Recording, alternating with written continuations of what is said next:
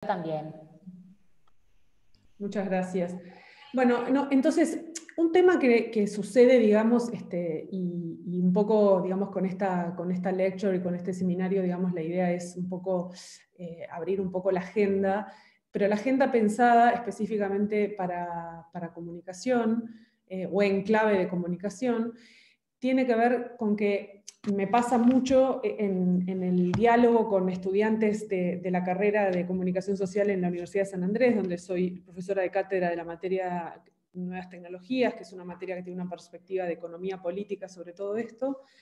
Me encuentro con que la mayor parte de los estudiantes de comunicación, es una charla recurrente, digamos, que tienen un foco, digamos, sobre, bueno, entender a los medios digitales o el fenómeno de la comunicación en entornos digitales, vinculados a el potencial, digamos, del marketing digital, de las ventas, de llegar a audiencias y demás. Pero se problematiza poco, digamos, y hay quizás un sesgo a veces en las carreras, que quizás aún teniendo fuertes improntas, digamos, tanto analíticas como filosóficas y haciéndose las preguntas más importantes, no se nos escapan, digamos, todas las tensiones inherentes, digamos, a la construcción de un nuevo tejido, digamos, social, económico y político que está atravesado por la digitalización. Y ahora sí, digamos, en el 2020 este tejido está atravesado por esta digitalización. Ya no es los medios digitales o Internet y las redes por un lado y el resto del mundo pasando por otro. Cada vez más un poco es las tensiones, digamos, que vamos a ver viviendo, digamos, en el mundo contemporáneo, que estamos viendo en el mundo contemporáneo, se relacionan precisamente con estas manifestaciones y estas formas que tiene, digamos, el mundo digital, digamos, de tener un impacto sobre esta realidad, esta nueva realidad. Y voy a tomar un ejemplo, digamos, que es un poco ineludible empezar una lecture después de la semana tan movida que hemos tenido a nivel internacional, siguiendo las elecciones del martes pasado en Estados Unidos, cómo el poder, digamos, de los medios digitales, de las redes sociales, está, digamos, cambiando la naturaleza, digamos, de muchos de estos discursos y de la forma en cómo los políticos, los candidatos al Congreso, presidenciales y demás, visualizan y ven este ecosistema, ¿no? Y aquí en la imagen, digamos, tenemos a una diputada, digamos, por el Partido Demócrata, Alexandria Ocasio-Cortez, que en una entrevista, digamos, realizada el fin de semana con el diario New York Times, digamos, ella ya empieza, digamos, como a manifestar, digamos, ciertas diferencias y distancias con otros colegas del mismo partido. Y ella dice, digamos, esto, ¿no? Dice, bueno, hay algunos candidatos, acá está la cita, digamos, que motiva, digamos, esta reflexión. Hay algunos candidatos, en este caso Conor Lamb, que gastaron apenas $2.000 en Facebook la semana antes de las elecciones, ¿no? Dice, yo no creo que nadie que no esté en Internet de una forma real en el año de nuestro Señor 2020 y pierde una elección, pueda culpar a nadie más que no saber que uno tiene que estar realmente en Internet. Y acá hay un tema, digamos, ¿no? O sea, y quienes, a los que les interesa y les gusta la comunicación política, digamos, AOC, Alexandria Ocasio-Cortez, es una de las, digamos, referentes, digamos, actuales en Estados Unidos en el manejo, digamos, de mensajes, digamos, políticos en el contexto de las redes sociales, es muy efectiva. Invierte millones, digamos, de los fondos que recibe de sus donantes, no recibe financiamiento que no sea directamente de su base electoral, en tener estas conversaciones en los medios digitales. Ahora bien, Conor Lamb, este señor que ya argumenta, digamos, que apenas se basó, digamos, usó Facebook la semana antes de las elecciones y con una muy poca inversión publicitaria, termina también manteniendo su banca como senador demócrata, como diputado demócrata en el Congreso.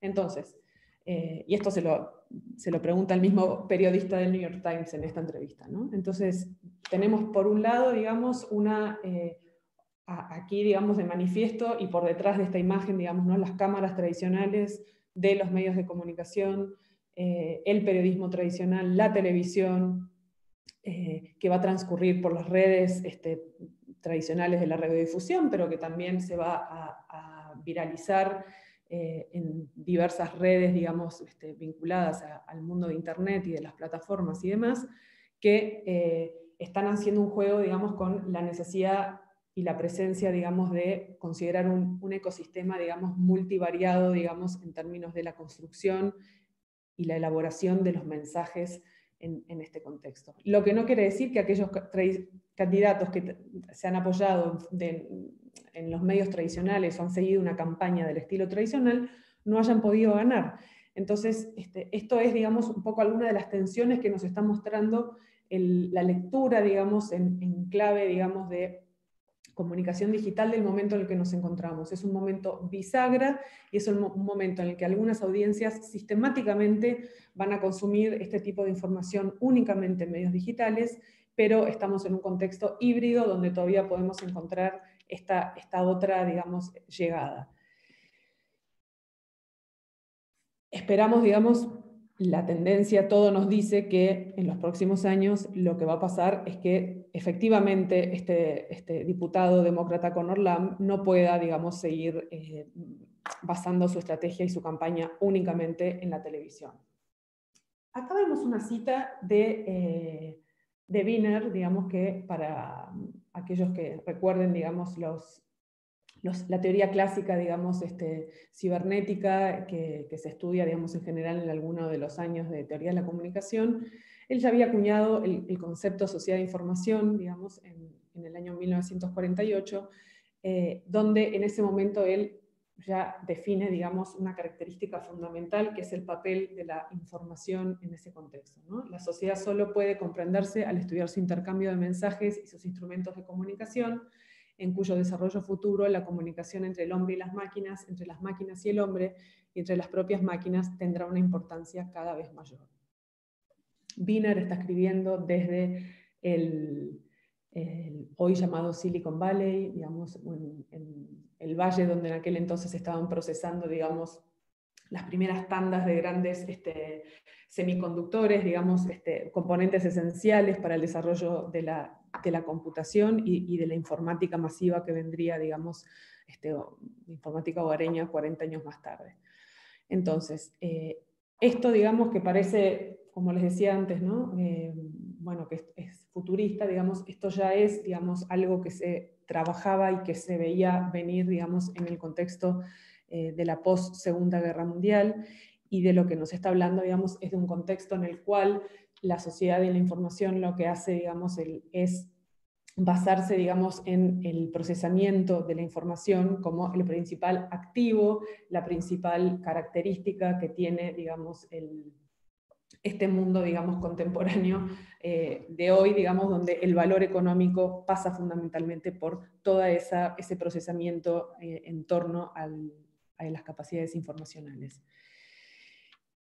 Al mismo tiempo, digamos, de que tenemos estas definiciones, esta contextualización, digamos, de el diálogo, digamos, entre hombres, máquinas y entre máquinas para ir desarrollando este aprendizaje, parte de todo lo que es la discusión actual sobre la inteligencia artificial y los problemas que presentan para la agencia humana, digamos, ¿no? Temas que podemos trabajar más adelante, digamos, no es foco, digamos, de la presentación de hoy, pero que obviamente podemos conversar en la parte, digamos, de micrófono abierto. Está fuertemente relacionado con un paradigma, digamos, que se conoce como el paradigma digital, que todos hablamos hoy y decimos, bueno, vivimos en lo digital, el mundo digital, la comunicación digital. O sea, ¿qué es efectivamente lo digital? Y por qué, digamos, si atendemos muy bien a esta definición, digamos, de lo que es el paradigma digital, encontramos todos los procesos, digamos, que hemos visto en distintos modelos en torno a el desarrollo y el avance de la comunicación de masas en los últimos y de la comunicación humana, perdón, en los últimos 50 y 60 años, ¿no? Entonces dice, en el paradigma digital se desarrollan soluciones tecnológicas que adaptan, computan, transmiten y almacenan información, ¿no? Entonces, captación y traducción, transmisión, computación, todos estos verbos, digamos, y por último, digamos, la inteligencia, ¿no? El procesamiento final, son todos elementos que aparecen, digamos, funciones que son básicas en cualquier paradigma o instancia de transmisión de información, de paradigma comunicacional tradicional, que aquí lo vemos centrado, digamos, en una transformación en la capacidad tecnológica de recibir y procesar todas esas señales.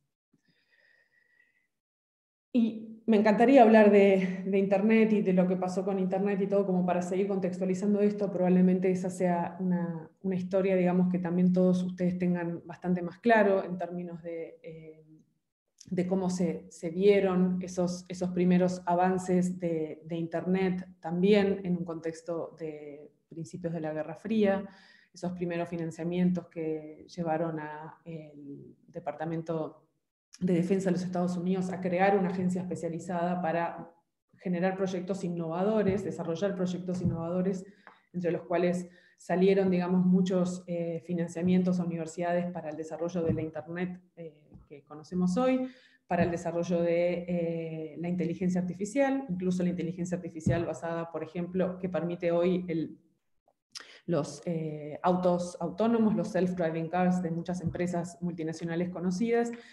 Fueron todos experimentos y fueron todos desarrollos que se fueron dando gracias digamos, a esos programas de esta agencia muy innovadora. Y hablando de innovación, ¿no? Y hablando de detectar oportunidades de cambio y de transformación en aquel contexto, también se desarrollaron, digamos, tecnologías muy nefastas que fueron utilizadas en el contexto de la guerra de Vietnam. Entonces, estos contextos un poco bélicos, aun cuando la Guerra Fría fue una guerra muy particular, generaron, digamos, este tipo de avances y incentivos en la ciencia, digamos, que hoy tienen un impacto, digamos, en la población civil y son utilizados de forma ubicua, ¿no? Y parte, digamos, de esa ubicuidad, de esa masividad que empieza a tener Internet en la segunda mitad de la década de los 90, gracias a la World Wide Web, que la vuelve, digamos, ahí era cuando yo estaba empezando a estudiar comunicación, y cuando teníamos acceso a los primeros buscadores en el laboratorio de informática, y teníamos nuestros correos electrónicos de la universidad. Toda esa época, digamos, de la segunda mitad de la década de los 90, estuvo, digamos, transformada por esa inclusión, digamos, de Internet, pero hay que recordar, y estoy diciendo claramente, estaba yo en el ámbito universitario, ¿no? O sea, en los hogares, en los distintos espacios, estábamos hablando de una conexión por cable, de un espacio muy distinto, digamos, y donde Internet no tenía una presencia masiva, el acceso a esta información en formato digital tampoco era ubicua y omnipresente como la encontramos hoy.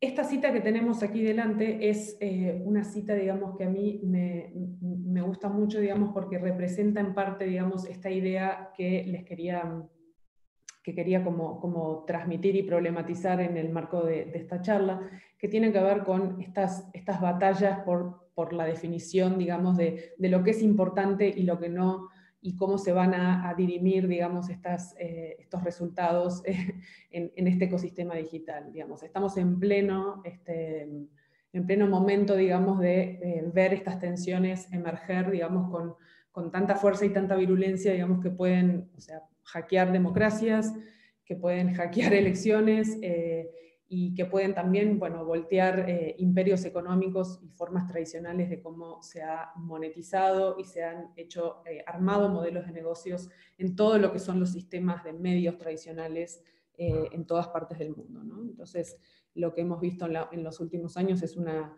gran reconfiguración del sector de los medios de comunicación tradicionales, intentando, bueno, abrazar este nuevo modelo, digamos, pero esta cita que tenemos aquí es una cita, digamos, que todavía representa ese momento, digamos, anterior en el cual todavía, digamos, no era tan claro hacia dónde se iba adelante en ese camino. y tampoco con esto quiero decir que tengan resuelto, digamos, sus modelos de negocio, su subsistencia, digamos, muchas de las empresas basadas en el desarrollo de mensajes y de medios en el contexto actual, ¿no? Pero sí está empezando a ser un poquito más claro cuál es ese modelo. Ese modelo es un modelo basado en el concepto de plataformas, que bueno, no voy a ahondar en eso en esta charla de hoy, pero digamos, es algo, digamos, en todo caso como para seguir profundizando. Esta batalla por el ecosistema digital y esta cita, sin embargo, deja planteadas algunas de las tensiones que hoy están claramente, digamos, aflorando en estas industrias, en las industrias de los medios, en las industrias culturales, industrias que afectan mucho, digamos, a los estudiantes de comunicación y a todo el entorno, digamos, disciplinario que trabaja en torno a estos temas, ¿no? Benkler, digamos, parte de la idea que una Internet es, una tecnología liberalizadora, es una tecnología que permite, digamos, desarrollar y explotar el potencial humano, y sobre todo parte de la tesis de este libro, que para mí es un libro, digamos, muy fundamental, La riqueza de las redes, para entender en todo caso un espíritu de época de hace unos años, que aún sigue presente, a pesar, digamos, de los grandes cambios tectónicos y de percepciones, digamos, sobre las ventajas y las desventajas de estar o no conectados. Pero básicamente aquí se plantean, digamos, estas tensiones, digamos, en lo que él conoce, lo que él llama, perdón, una batalla por la institucionalidad de la ecología del entorno digital, ¿no? Y aquí directamente va al grano con la idea de que hay una amplia gama de leyes e instituciones en áreas como telecomunicaciones, derecho de autor o la regulación del comercio internacional, hasta minuciosas o detalladas reglas para registrar nombres de dominio en Internet, o las normas de la televisión digital, por ejemplo, y demás, que están, digamos, en lucha, digamos, por eso esta idea de la batalla por el ecosistema digital, para inclinar la balanza, digamos, o la cancha hacia un lado o hacia el otro. Y él dice, digamos, que cómo se desentrañaran esas batallas en la próxima década, aproximadamente van a estar, digamos, va a estar señalando el camino futuro que va a tomar, digamos, todo este entorno y este ecosistema. Podemos decir, digamos, y como decía hace unos minutos antes de comentar esta cita y comentar esta idea, que a grandes rasgos no está del todo solucionado cuál va a ser, digamos, ese futuro, digamos. Emergen claramente modelos de negocio, como les comentaba antes, en distintas industrias, pero, por ejemplo, ahí está en fuerte tensión, digamos, cuál es el papel del régimen de la propiedad intelectual histórico y tradicional y cómo se aplica en el entorno digital, ¿no? Y un poco vamos a hablar sobre eso a futuro. Y también hay otros elementos que no tenemos tiempo, pero podemos hablar, si les interesa, digamos, en el espacio de preguntas, vinculadas con el área de las telecomunicaciones, con el principio de neutralidad de la red, un principio muy batallado y litigado, digamos, no en un país como Uruguay, tampoco en Argentina, pero sí tuvo mucha discusión en Brasil en 2013-2014, una enorme discusión en Estados Unidos, al punto que fue un tema tan contencioso que Obama decidió no cambiar la ley existente hasta ese momento que protegía la neutralidad de la red, ¿no? Diciendo que era uno de los temas más importantes, digamos, para la libertad de expresión y para sostener los valores, digamos, de representación democrática y diversidad que él consideraba básicos, pero bueno, fue una de las primeras medidas que en los 2 meses del gobierno de Trump fueron, digamos, desechadas, y hoy en día Estados Unidos es un país que no protege la neutralidad de la red. Esto como para contarles, digamos, una de las tensiones en el área de las telecomunicaciones y en el área de comercio internacional, digamos, todo lo que hace muchos años se llamaba, o se sigue llamando, digamos, el llamado comercio electrónico. En el contexto actual, digamos, de lo que se habla es de un comercio digital, o mejor dicho, como también le gusta decir a varias agencias de Naciones Unidas vinculadas con los temas de comercio y desarrollo, hablar de flujos transfronterizos de datos. O sea, no podemos pensar en una ecología institucional de empresas y organizaciones que funcionen sin la capacidad de transmitir información y datos, digamos, entre distintas jurisdicciones.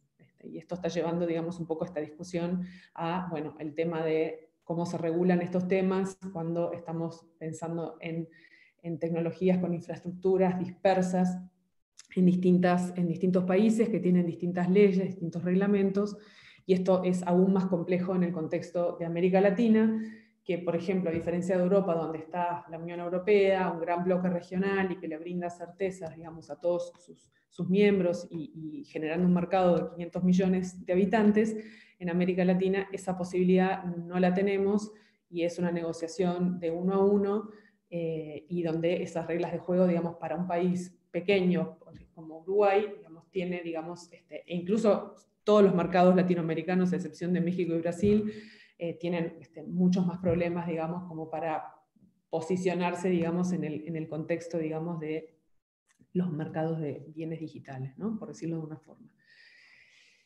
Bueno, y entonces, aquí, digamos, tenemos otra, digamos, idea en torno llegamos a otra de las grandes ideas que quería presentar en esta charla, digamos, y que estaba planteada como en el resumen, y es un área de interés fundamental para mí, que es la llamada, digamos, la gobernanza de Internet, ¿no? La idea, digamos, de que no hay en ninguno de estos temas, y de los muchos otros que no estamos pudiendo hablar, una autoridad central, una autoridad única, ni una sola forma de ver cómo se puede resolver ese problema, ¿no?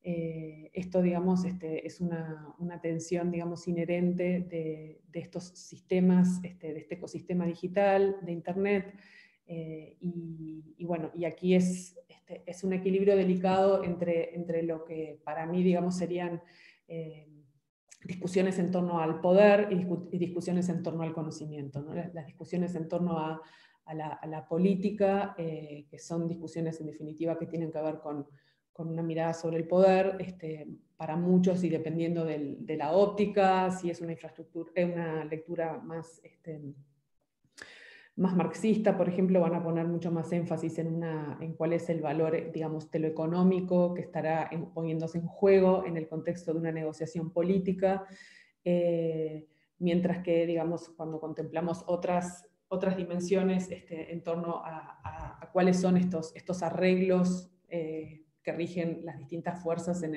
el contexto actual, también tienen que ver con problemas, digamos, de conocimiento, ¿no? De cómo se definen los problemas, de quién define esas reglas, y esto se vuelve aún más problemático, digamos, en este contexto de tecnologías que están en múltiples jurisdicciones y tecnologías que se vuelven, digamos, cada vez más opacas e inentendibles para ciudadanos y para tomadores de decisiones, ¿no? O sea, son capas y capas de tecnologías que tienen componentes de infraestructura, pero que también tienen componentes de protocolos, de software, de lenguajes, que también incluso son opacos para los propios desarrolladores e ingenieros informáticos que trabajan sobre ellas. Entonces, bueno, de Nardis, que es una de las grandes figuras académicas en la gobernanza de Internet, profesora de la American University en Washington, D.C., ella en un libro, digamos, muy famoso, que para mí sería como una recomendación a los que les interesan estos temas, digamos, que se llama The Global War for Internet Governance, dice, bueno, que la gobernanza de Internet actual presenta 5 características fundamentales, y son las siguientes, digamos, ¿no? Cómo entender esta arquitectura técnica de la Internet actual, implica también reconocer, digamos, los arreglos de poder que se encuentran imbricados en toda esta tecnología. Y aquí, por ejemplo, digamos, la famosa discusión que hasta ustedes pueden leer en cualquier medio de prensa contemporáneo, digamos, de cómo, digamos, bueno, Google viene a instalar un data center en Uruguay o no, y dónde están los servidores del Ministerio de Salud para procesar los datos de la app de coronavirus, en fin, todas esas discusiones, digamos, bien de infraestructura o de esta arquitectura, son discusiones que para ella, digamos, representan también arreglos de poder, y ese es el lente, digamos, de la gobernanza que ella le pone, ¿no? dice también cómo la idea, digamos, de que podemos usar estas tecnologías de Internet como proxy para el control de contenidos, ¿no? Como toda esta idea de manipular técnicamente desde algoritmos, desde cables, desde sistemas de ruteo, es decir, por dónde va un tráfico o por dónde no va, para, por ejemplo, filtrar y monitorear contenido. O sea, para nosotros, digamos, lo más visible como usuarios generalmente es hacer lo que vemos que pasan con las informaciones vinculadas, los carteles vinculados a la clasificación de noticias falsas, y sobre todo en las últimas elecciones de Estados Unidos eso ha sido muy claro, pero tenemos que tener presente, digamos, que buena parte hoy de esas clasificaciones de esos contenidos, no los tweets de Donald Trump, porque eso es demasiado sensible, eso lo hace un humano, pero todo lo demás, todo lo que sale o no, lo que dicen, me sacaron esta página de Facebook o no me pusieron esto, tienen que ver con un diseño algorítmico y es un control, digamos, basado, digamos, en decisiones de códigos de ingeniería, ¿no? Pero bueno, ahí, digamos, desde una lectura de comunicación social también pensamos, bueno, pero ¿qué es entonces? ¿Cuál es el contenido legítimo? ¿Cuál es el válido, digamos, por qué esto es verdad o por qué esto no es verdad, ¿no? O sea, toda esta discusión de la posverdad que ha habido en los últimos años, en parte, digamos, asociada con todo este relativismo que es posible en este contexto, digamos, de tanta polarización, fragmentación y demás. Otro tema, digamos, fundamental en este contexto es que no estamos hablando de que estos arreglos de poder o estos temas, digamos, de gobernanza tienen que ver con hablar de China, las guerras de China, Estados Unidos, Europa, o sea, no son estados necesariamente, sino que mayormente, digamos, estos procesos se están dando por el poder de las grandes empresas de comunicaciones, ¿no? Y quizás aquí también, si retomamos retoman algunos de los artículos que quizás hayan leído en la prensa este año y el año pasado con el tema de Huawei y el 5G, bueno, aquí digamos lo que tenemos un poco es eso, ¿no? Estas guerras que parecen guerras comerciales y demás, y que en un punto lo son, pero que también están hablando, digamos, de, bueno, Huawei es una empresa china, pero ¿está el Estado chino por detrás o no? Y el gobierno de Estados Unidos defendería a una empresa como Facebook o como Google en la dimensión internacional. O sea, bueno, todas estas, digamos, son estas discusiones, pero que tienen que ver con que buena parte de este poder está hoy en manos de privados. Bueno, cómo los puntos de control de Internet también sirven como sitios de conflicto global sobre estos valores que están en competencia, ¿no? O sea, cómo controlar o no una red, controlar o no un servidor, controlar o no una plataforma, puede ser, digamos, un punto, digamos, a partir del cual se expresan o no determinados valores, y sobre todo aquellos valores, los que están más en tensión, obviamente, es, digamos, valores, digamos, de las llamadas democracias o las democracias liberales versus otro tipo de valores más autoritarios, el respeto por los derechos humanos y sobre todo la libertad de expresión y el control y el autoritarismo, ¿no? O sea, esto como para polarizar y poner en tensión estos ejes. Bueno, y por último, digamos, una tensión muy fuerte, digamos, que estuvo atravesando también los ejemplos en los otros puntos, tiene que ver con cómo estas tensiones entre la geopolítica local y estos problemas que tenemos de coordinación y de acción colectiva a nivel internacional, digamos, llevan, digamos, a conceptualizar la globalización, un cosmopolitismo global, que está más allá, digamos, de las tensiones geopolíticas locales en algún punto, pero que por otro lado se encuentran totalmente insertas en estas realidades nacionales que llevan a estos debates y polarizaciones. Bueno, esto es un poco, digamos, algo de lo que ya hablamos en la diapositiva anterior, que tienen que ver con todas estas tensiones que expresaba antes, pero ahora quería ir de lleno, digamos, a trabajar algunos, o discutir algunos de los ejemplos sobre los cuales tenía intención, digamos, de que la conversación pudiera, digamos, mostrar cuáles son estos problemas bueno, que Denardis dice, bueno, los problemas de Internet y del ecosistema digital y su gobernanza, y Benkler plantea estas batallas por el ecosistema digital. Bueno, vamos a ver en la práctica, digamos, mínimamente, digamos, ¿no? ¿Qué implica esto de estas tensiones hoy, digamos, en 2019, 2020, y qué podemos esperar, ¿no? O sea, esto que vemos aquí, o sea, pueden buscar, y hay cientos de imágenes de este tipo de manifestaciones que tuvieron lugar entre fines del 2018 y el primer trimestre del 2019, relacionados con activistas a favor y en contra, digamos, de la llamada Directiva Europea del Derecho de Autor, que estos activistas que están, digamos, en contra de la directiva, digamos, sobre todo se están manifestando. No es un texto en un libro, digamos, con un impacto no sé, en la industria editorial impresa, digamos. De lo que se está hablando, digamos, es de artículos y de una ley, digamos, que le permite o que le obliga, digamos, a las grandes empresas de Internet a hacer filtrado de contenidos, o sea, hay remoción de contenidos cuando estos tienen infringen algún derecho de propiedad intelectual, fundamentalmente el derecho de autor.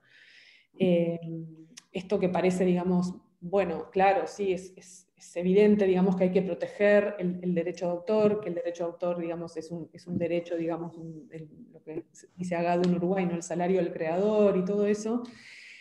Desde otro lugar, digamos, y por eso, digamos, la necesidad de verlo en esta perspectiva, plantea, digamos, la tensión con, bueno, pero ¿cómo se pone en práctica ese derecho y este filtrado y esta remoción de contenidos en este contexto, ¿no? Y lo que básicamente la directiva y la ley que fue aprobada dice que las empresas tienen que, o sea, vigilar mediante algoritmos, como les decían, que no se puede hacer mediante humanos únicamente.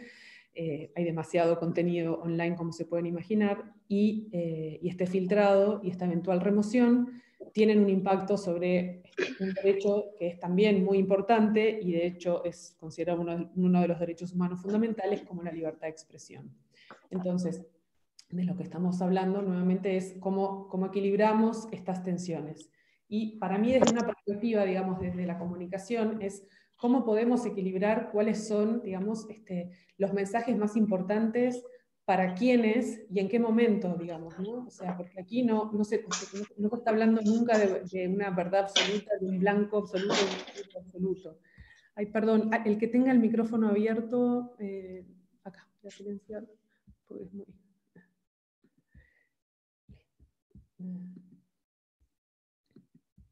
Perdón. Bueno, entonces, desde una perspectiva de comunicación, digamos, bueno, uno puede decir, bueno, la campaña, digamos, a favor de esta ley en aquel momento en Europa ganó, digamos, aquella que pudo convencer a todos los europarlamentarios de votar para aprobar esta ley. Sí, eso efectivamente es así, digamos, pero justamente la idea, digamos, es que este tipo de ejemplos nos están planteando problemas, digamos, que son sumamente complejos, problemas que entenderlos y comunicarlos bien y saber a quiénes son las personas a las que tenemos que llegar, también, digamos, suponen desafíos, ¿no? O sea, porque, por ejemplo, digamos, ahora, si bien esta ley fue aprobada, digamos, para mostrar, digamos, cómo nada es blanco y negro en este ecosistema, nada es tan extremo, ahora hay muchos problemas de ver cómo se implementan efectivamente este tipo de reglamentaciones, ¿no? Entonces, poder, digamos, manifestar estas debilidades o encontrar estas debilidades en esos momentos iniciales de una campaña o de un desarrollo, digamos, profundo de un tema tan contencioso, es muy relevante. Bueno, acá simplemente la cara, digamos, de probablemente uno de los hackers más conocidos de los últimos años, que es Edward Snowden. Esta es la foto que él tiene, digamos, en su libro. Creo que es conocido para todos ustedes, digamos, y lo que Snowden hace es denunciar, digamos, esta vigilancia masiva que perpetúan, digamos, los estados. Él lo hizo específicamente para Estados Unidos, pero también son varios los otros estados que están involucrados en este tipo de comportamientos. Y más recientemente, digamos, hay una profesora de la Universidad de Harvard que viene investigando este tema hace desde antes de las declaraciones de Snowden, que Shoshana Zuboff, y que publicó el año pasado, a comienzos del 2019, un texto, digamos, que es como paradigmático del contexto actual, digamos, llamado Capitalismo de Vigilancia, en el cual Zuboff plantea básicamente, digamos que, perdón, quiero minimizar,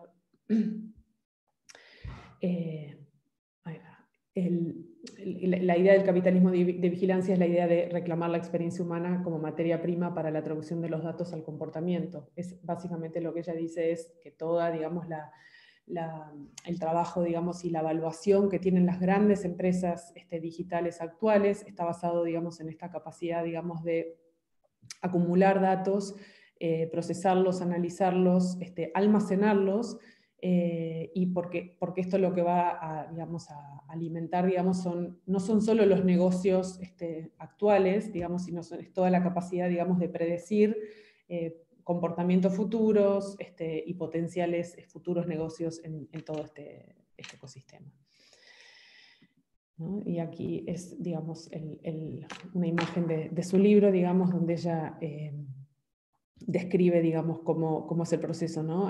La analogía, digamos, de estas empresas digitales como empresas fábricas, digamos, bueno, que toman, digamos, el comportamiento, analizan el comportamiento de los usuarios, comportamiento digital en las plataformas, que es procesado en estas fábricas, que es trabajado, digamos, como datos vinculados al comportamiento, el llamado behavioral data, que es lo que se conoce en la jerga más de marketing y demás como el data analytics, y eso va, digamos, incrementando, digamos, en la línea fina punteada, va alimentando una mejora de los propios servicios que brindan estas plataformas, pero, digamos, lo que ella más hace hincapié, digamos, es que hay un surplus, hay un extra, digamos, en lo que esta vigilancia, digamos, del comportamiento online está generando en estos espacios, que es para el futuro, digamos, ¿no? Para el desarrollo de negocios futuros, y es ahí donde nosotros los usuarios, los ciudadanos, no tenemos, digamos, como control, digamos, de qué pasa y qué se hace con todos esos datos. Esta, digamos, la crítica de la vigilancia, digamos, que desde el 2013 se vuelve, digamos, mundial, masiva, que atraviesa, digamos, a países ricos, menos ricos, líderes de países centrales, periféricos.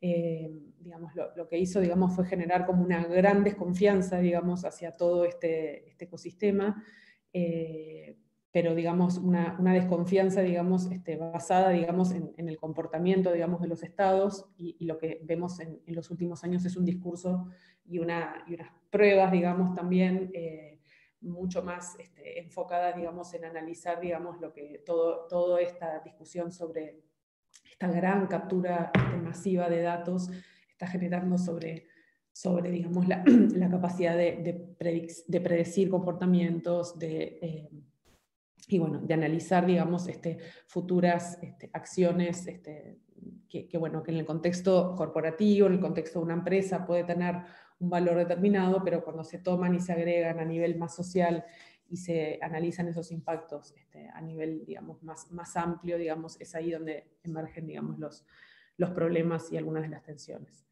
Yo pensé en estas preguntas, digamos, un poco como para debatir y dejarlas abiertas ahora, pero, digamos, obviamente me encantaría recibir las preguntas o las consultas que ustedes tengan para seguir charlando en estos minutos que quedan.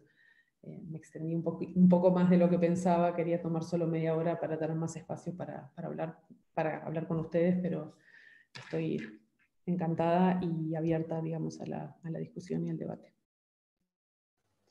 Perfecto, Carolina, muchas gracias. Te voy a pedir que me vuelvas a poner como anfitrión, así voy dando palabra. Quienes estén con ganas de preguntar, aprovechen, estudiantes, bueno, obviamente colegas, amigos, alumni, adelante.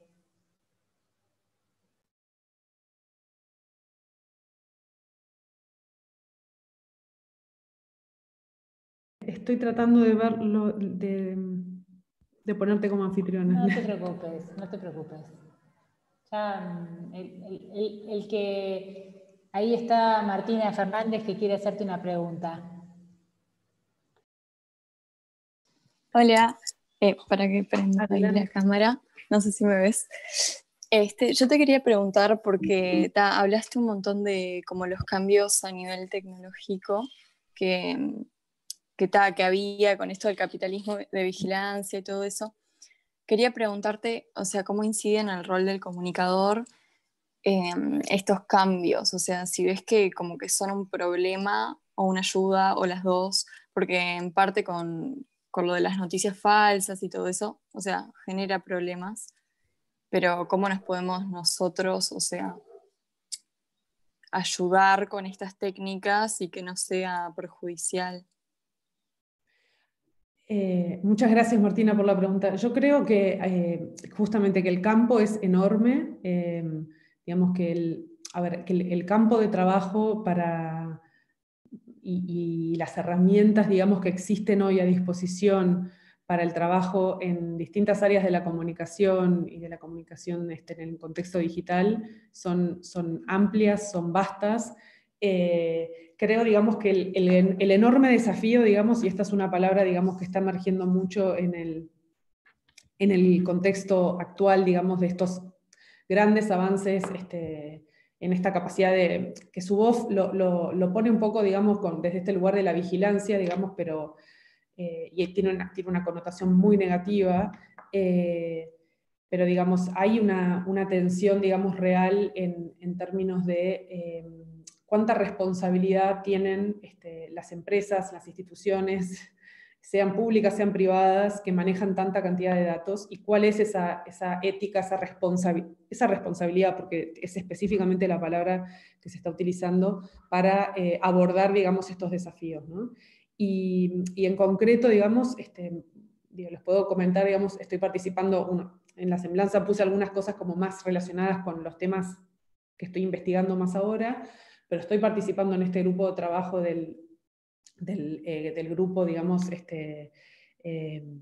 para el acuerdo global de la inteligencia artificial en el grupo específico de responsabilidad, y de hecho se quiere cambiar el nombre de ese grupo de trabajo de responsabilidad e inteligencia artificial por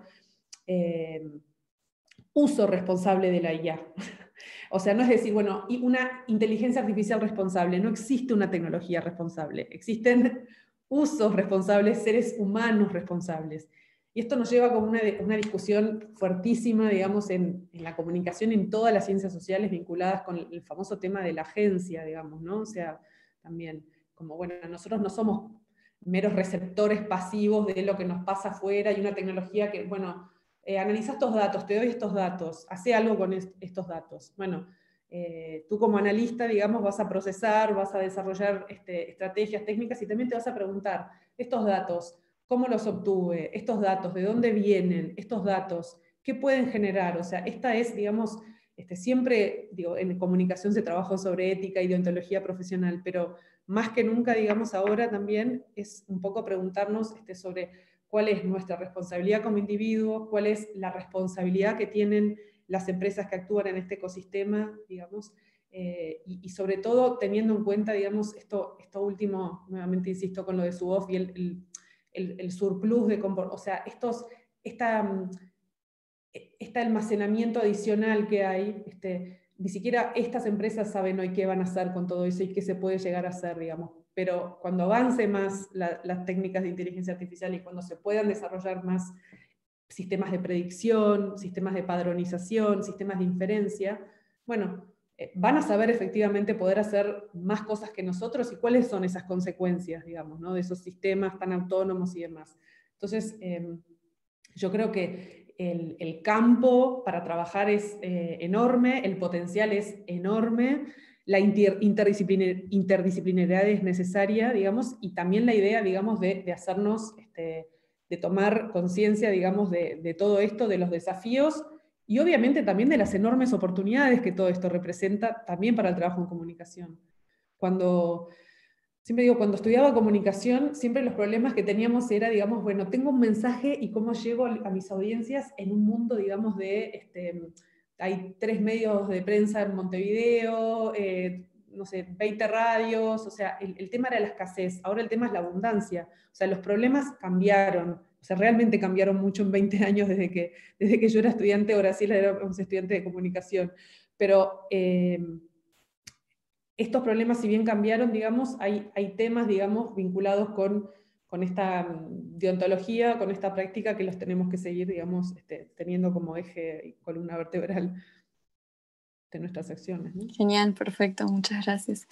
No sé si hay pregunta de alguien más, pero si no, preguntarte, o sea, sí, como que estas técnicas de las que tenemos que valernos, ¿no? De la inteligencia artificial y todo, como profesionales, como que las enseñan bien a nivel académico, ¿o crees que todavía hay una falla ahí?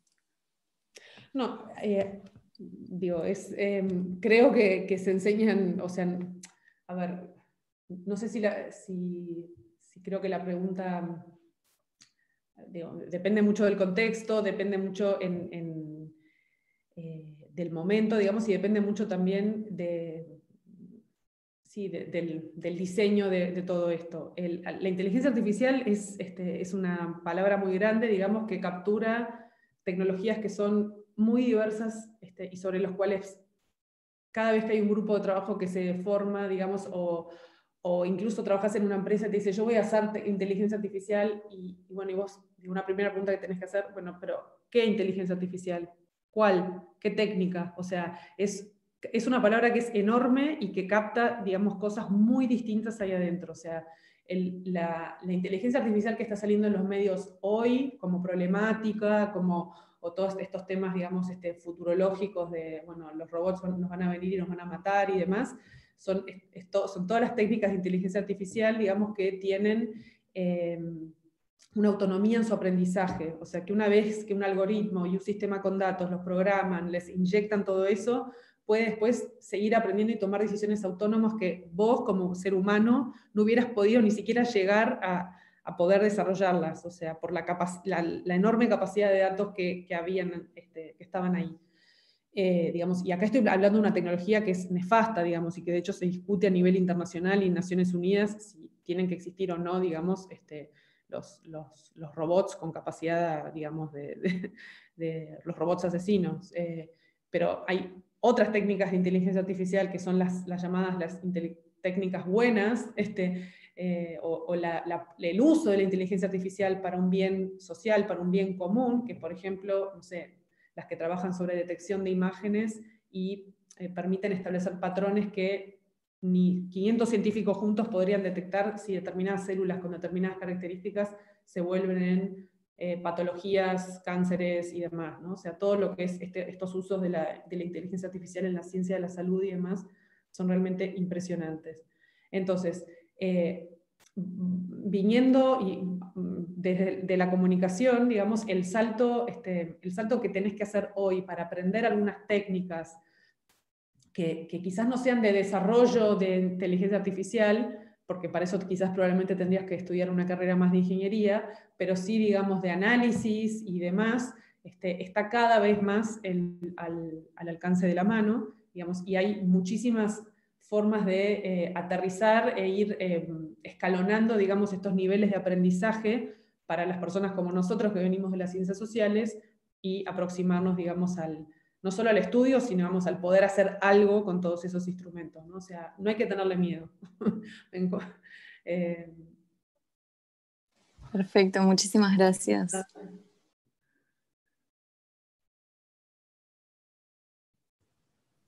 ¿Alguna otra pregunta?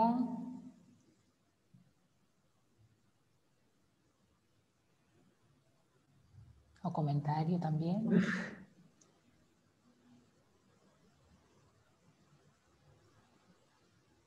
Es la hora del almuerzo ya, así que también eso. Es la hora del almuerzo, exactamente. Bueno, si no hay entonces preguntas, la verdad te agradecemos un montón, Carolina. Súper interesante, como siempre, escucharte. Uno sale con un montón de ideas, pistas y y posibilidades para seguir pensando y bueno, esta realidad que todo el tiempo nos está como, bueno, bombardeando a preguntas, ¿no? A preguntas, acá aparece una pregunta, Mónica tiene una pregunta.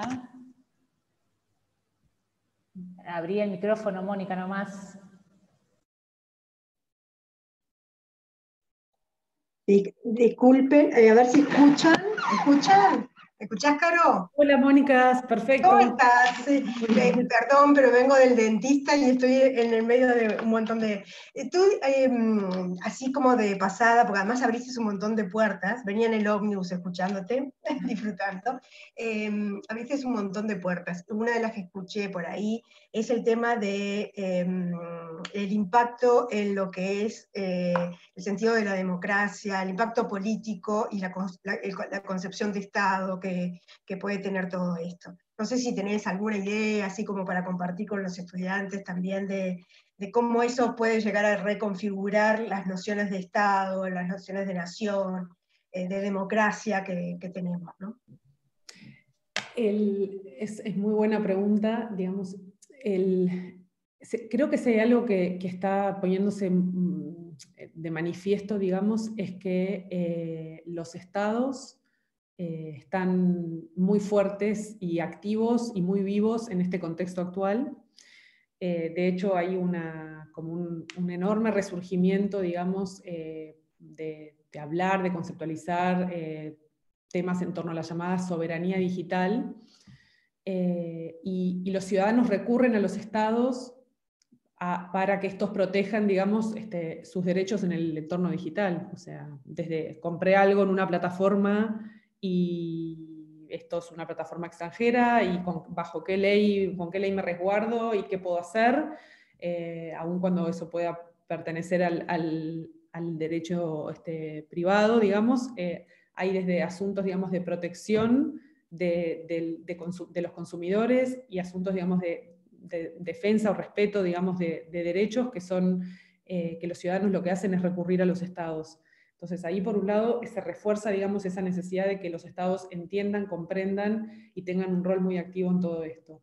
Por otro lado, digamos, todo lo que pasó desde 2013, digamos, con Snowden en adelante, digamos, tiene que ver con una reafirmación de una llamada independencia, digamos, digital o tecnológica, sobre todo, digamos, de las grandes potencias, sobre todo Estados Unidos. O sea, acá, digamos, los estados se reafirman o han buscado, digamos, diversificar, sobre todo, digamos, ahí voy a hablar más de los estados latinoamericanos, no voy a hablar de Asia, digamos, que tiene otra política, digamos, y África un poco más parecido a América Latina en este sentido, pero han buscado, digamos, generar proyectos, digamos, de mayor autonomía, por lo menos en lo que tiene que ver con infraestructura tecnológica, y de forma muy interesante también en América Latina, y Uruguay no es la excepción, por el contrario, digamos, es una tendencia que se ve, digamos, es que tiende a reafirmar muchas de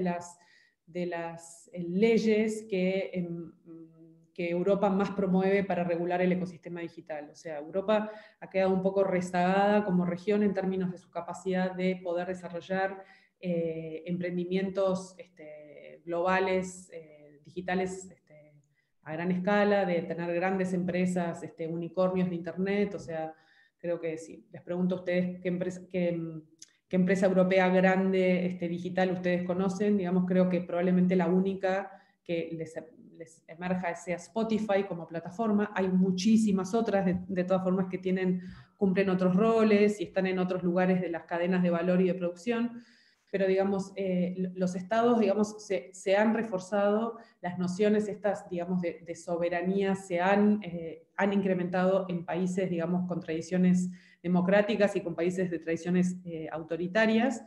Y ahí, digamos, bueno, acá está toda la curva, digamos, de aprendizaje que tienen que hacer también los sectores públicos de estos países para bueno, en el caso de América Latina, digamos, reconocer también el potencial, digamos, de desarrollo que tienen todas estas tecnologías, ¿no? De crecimiento económico. O sea, yo no he leído todavía ningún artículo que diga que tener peor conectividad, peor uso y menor incidencia de dispositivos y demás, hace decaer, digamos, el crecimiento económico de un país. Otros temas son las cuestiones asociadas con cómo esto afecta, digamos, otros temas de variables individuales y demás, pero bueno, eso es también para hablar, digamos, ¿no? O sea, todos los programas de ciudadanía digital y demás, los estados tienen un rol fundamental en que los ciudadanos comprendan muy bien, digamos, a qué se están exponiendo con estas tecnologías.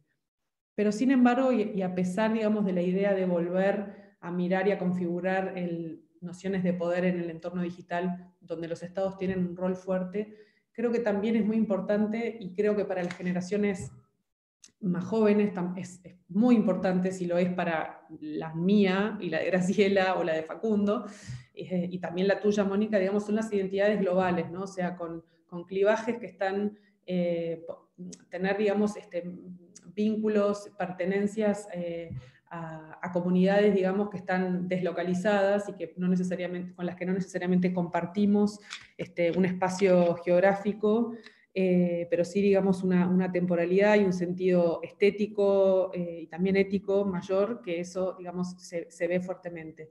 Y acá, mientras se fortalecen los estados, también tenemos que decir que en el ambiente digital se fortalece la sociedad civil y se fortalecen las redes internacionales de sociedad civil que hacen activismo digital sobre distintos temas. O sea, ¿no? que se llaman en la literatura las Transnational Advocacy Networks, un tema muy importante que en el entorno digital, digamos, y sobre todo en países que tienen mayores problemas con las democracias o el respeto a los derechos humanos, estas redes se reafirman fuertemente en este contexto.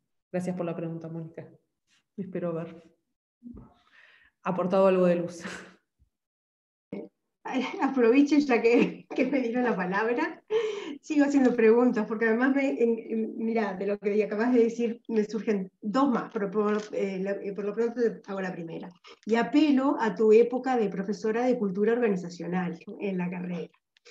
Tú mencionaste las plataformas como forma organizacional creciente, probablemente que vaya cada vez en predominio, ¿no? O sea, algunos le llaman, en las organizaciones que son con fines de lucro, le llaman empresas exponenciales, bueno, hay distintas cosas.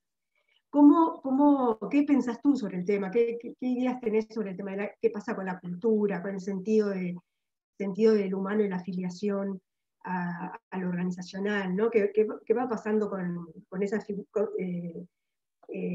transfiguraciones que se empiezan a dar? Y aprovecho y yo te digo, ¿qué otras formas organizacionales empezás a ver? Porque ahora estás hablando de los networks de advocacy, que me parece genial, y bueno, ¿qué otras estás empezando a ver como que crecientes? Me voy a centrar un poco más en la segunda porque me quedó más clara como la pregunta, pero en la segunda parte, en todo caso después volvemos sobre la primera. Además de la red, digamos que esto es una cosa que, bueno, una morfología, digamos, de un tipo organizacional que ya vemos hace varios años, digamos, y en diversos sectores. Creo que la otra noción muy importante para los temas organizacionales y la comunicación organizacional son los ecosistemas o los sistemas ecológicos determinados que obviamente que tienen que ver con esta idea de la plataforma también, pero digamos, son estas ideas, digamos, que son un poco más amplias, digamos, abren las redes, se abren las redes, hay mayor diversidad de actores, y lo que hay son brokers, o sea, y ahí es donde entran las plataformas que intermedian, digamos, con información, generando, digamos, bueno, barreras de entrada, mercados, distintas posibilidades. Estos, digamos, como nociones de assemblage, ¿no? De cómo se juntan distintos tipos organizacionales o en formatos bastante menos rígidos, digamos, y donde quizás contractualmente también hay menos rigidez. También son formatos que son distintos, o sea, se parecen a las redes, pero que son distintos en tanto, digamos, en muchos de estos sistemas ecológicos encontramos esta creciente, digamos, noción del broker o de esta plataforma para gestionar y posibilitar, digamos, no sé, por ejemplo, que un grupo de pymes determinadas con determinadas capacidades puedan o no presentarse una licitación ante, no sé, determinados sectores de gobierno o de un sector industrial determinado en país o algo, ¿no? O sea, esto obviamente en escalas chiquitas como Uruguay es más difícil de pensarlo, pero en escalas con mercados regionales o países más grandes, digamos, es posible. Y bueno, y también ahí el desafío también de pensar estos temas en Uruguay también es necesariamente pensar los ecosistemas más amplios como las plataformas híbridas, que son, por ejemplo, los casos de no sé, para decir un caso muy conocido de Android, que son son ecosistemas que tienen reglas de juego pautadas, y bueno, y uno viene con una organización, viene con una idea, con un producto, digamos, que en este caso sería una aplicación, que después puede llevar uno a un servicio, y bueno, y ahí se conecta, digamos, con estos otros mayores, mercados mayores o jugadores más grandes. Y perdón, Mónica, y la primera parte de la pregunta sobre... Sí, en parte lo estás mencionando, tiene que ver con qué